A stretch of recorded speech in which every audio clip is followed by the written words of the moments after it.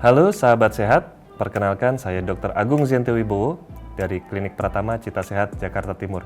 Pada info medis kali ini kita akan membahas lebih banyak mengenai kondisi nyeri leher. Sahabat sehat semuanya, tentu kita sudah tidak asing lagi dengan kondisi nyeri leher, terutama bagi sahabat sehat yang bekerja dengan posisi duduk secara lama, ya, kemudian juga di depan komputer, ya, di depan layar. Ini akan menjadi resiko tersendiri terjadinya kondisi nyeri leher.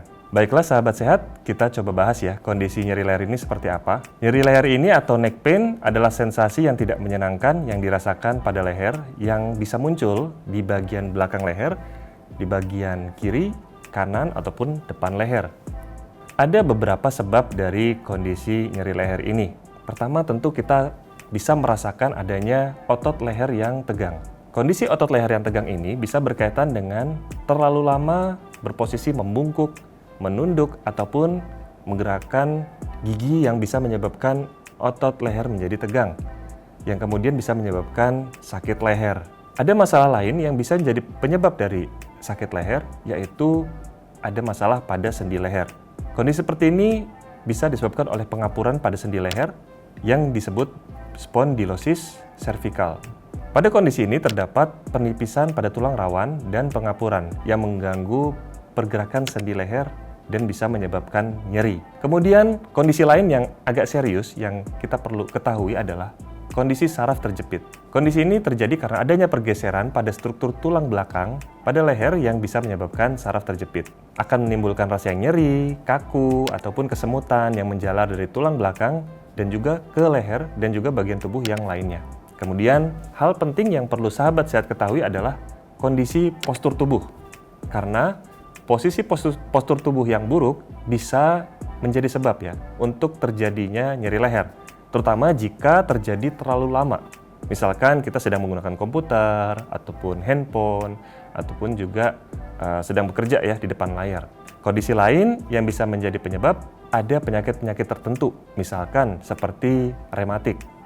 Ada penyakit serius yang lain seperti meningitis atau radang pada selaput otak, atau kondisi massa ataupun tumor pada leher. Ini jarang kasusnya, tetapi kita perlu waspadai karena juga bisa menjadi penyebab dari nyeri leher. Gejala-gejala pada nyeri leher biasanya terjadi kekakuan ya pada bagian leher dan menyebabkan rasa tidak nyaman yang kemudian bisa menjalar ke bahu, ke punggung bagian atas ataupun ke tangan. Perasaan otot yang tegang ini akan terasa seperti tidak nyaman karena bisa disertai rasa sakit dan nyeri kepala. Bisa juga disertai oleh bunyi-bunyi yang seperti ada bunyi klik-klik gitu, seperti yang menggertak. Ini adalah karena persendian yang terasa sakit ya. Terutama terjadi pada saat kita menggerakkan kepala dan leher kita, ada terasa bunyi-bunyi yang tertentu ya, yang terjadi di sekitaran leher. Ini bisa terjadi disebabkan oleh tulang-tulang yang saling bergerak dan berhadapan atau ligamen yang sedang bergesekan pada tulang tersebut. Nah, sahabat sehat semuanya, tentu kita ingin menghindari ya bagaimana caranya supaya tidak terkena nyeri leher ini. Seperti nyeri muskuloskeletal lainnya, bisa dilakukan penanganan dengan terapi RICE, ataupun ini merupakan singkatan dari Rest, Ice, Compression, dan Elevation. Terapi RICE ini bisa membantu untuk mengurangi nyeri leher. Yang pertama, kita melakukan kompres dingin pada leher selama 48 jam yang pertama. Lalu setelah itu bisa berubah menjadi kompres yang hangat. Selain terapi RICE tadi, kita melakukan peregangan leher atau stretching. Kita lakukan peregangan leher ini secara perlahan untuk meningkatkan kelenturan otot leher. Saran yang bisa saya sampaikan kepada sahabat sehat semuanya adalah memperbaiki postur tubuh, terutama pada saat duduk. Bagaimana kita bisa memastikan posisi tubuh kita yang baik, kepalanya yang tegak, sejajar dengan pundak. Dan kita perlu menghindari posisi yang membungkuk. Ya.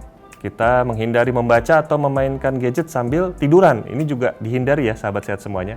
Kemudian langkah yang bisa dilakukan sebagai penanganan adalah melakukan fisioterapi. Fisioterapi ini disarankan untuk membantu meringankan nyeri di leher dan juga pundak. Pencegahan lainnya yang bisa dilakukan adalah dengan melakukan olahraga secara rutin untuk mencegah ketegangan otot dan meningkatkan kelenturan otot tubuh.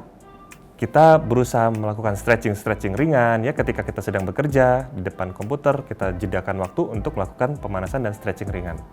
Kemudian langkah pencegahan adalah dengan menghindari membawa beban yang berat pada salah satu sisi tubuh. Ya, misalkan kita menggunakan tas lempang, kita lebih baik menggunakan tas ransel, tapi itu pun juga harus diperhatikan bagaimana beratnya. Jangan terlalu berat dan membebani kepada sendi. Sahabat sehat, lalu bagaimana dengan kebiasaan dari sebagian masyarakat kita yang suka melakukan peregangan dengan cara membunyikan ya tulang-tulang tertentu ya, misalkan lehernya gitu ya, digerakkan ke kanan lalu bunyi, ke kiri lalu bunyi. Apakah seperti itu dianjurkan? Tentu saja hal ini kurang dianjurkan dan tidak dianjurkan oleh dokter karena terlalu melakukan kegiatan yang berisiko kepada sendi, terutama sendi-sendi yang berkaitan dengan sendi leher. Apa yang lebih disarankan adalah kita melakukan peregangan yang ringan dan secara bertahap juga pelan. Jadi kita melakukan peregangan memiringkan kepala ke kanan ataupun ke kiri, kemudian juga kita menghadapkan kepala ke kanan ataupun ke kiri, dan juga kita bisa menghadapkan kepala ke atas dan ke bawah. Hal ini akan membuat otot-otot leher akan terasa lebih rileks, karena yang sebenarnya diharapkan adalah lenturnya dari kondisi otot leher tersebut untuk membantu meringankan rasa nyeri dan juga mengurangi rasa kekakuan pada nyeri leher. Demikian info medis yang bisa saya sampaikan. Semoga bermanfaat. Salam hidup sehat, sampai jumpa.